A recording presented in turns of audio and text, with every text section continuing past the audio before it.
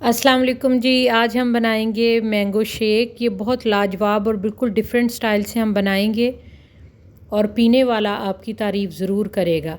तो मैंगो का सीज़न आ चुका है, यहाँ पे फ़्रेश ताज़े मैंगो आए थे, तो मैंने सोचा आपके लिए इस तरह से मैंगो बनाएं।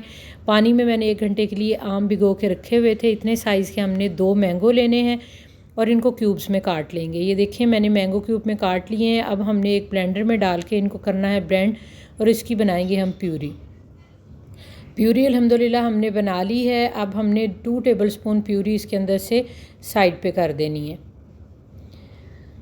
तो जी यहाँ पे हाफ़ गिलास मैंने दूध लिया है, तकरीबन 200 ml के करीब है। इस प्यूरी के अंदर शामिल करेंगे दूध। इसमें शामिल करेंगे हम बर्फ़। दूध मेरे पास फ्रेश है और ठंडा था दूध। पहले भी 1 टेबलस्पून चीनी शामिल कर देंगे और इसको अच्छे तरीके से हमने 40 सेकंड के लिए ब्लेंड करना है, ठीक है। और 1 टेबलस्पून विपिंग क्रीम हम इसमें शामिल करेंगे, हैवी क्रीम, और इसको हम 10 सेकंड के लिए मज़ीद ग्राइंड करेंगे। और जो हमने प्यूरी ली थी उसको हम इस तरह से गिलास को डेकोरेट कर लेंगे। उसके साथ दोनों गिलास हमने डेकोरेट कर लेने हैं। और यहाँ पे हम लेंगे मैंगो जैम।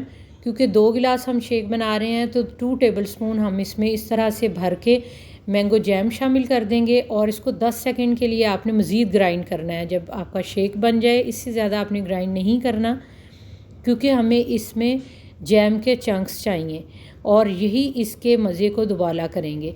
हैवी क्रीम अगर आपके पास ना हो तो आप इसके अंदर वनीला आइसक्रीम का भी एक स्कूप शामिल कर सकते हैं। अल्हम्दुलिल्लाह बहुत लाजवाब हमारा शेक रेडी है। अब हम इसको थोड़ा सा डेकोरेट करेंगे ताकि देखने में भी अपीलिंग लगे और ये पीने में भी बहुत क्रीमी होगा। इसके ऊपर हैवी क्रीम मैंने विप की हुई थी, वो इसके ऊपर थोड़ी थोड़ी सी डाल देंगे हम। और इसके ऊपर रखेंगे हम मैंगो का एक चंक इस तरह से। और हमारे ये बहुत ज़बरदस्त मैंगो शेक के गिलास रेडी हैं। इसके ऊपर हम थोड़ी सी जो है मैंगो जैम भी इसके ऊपर डालेंगे ताकि देखने में भी अपीलिंग लगे और फर्स्ट सिप में ही इसका मज़ा दुबाला हो जाएगा। चले बनाएं, पिएं, एंजॉय करें। अल्लाह हाफिज़।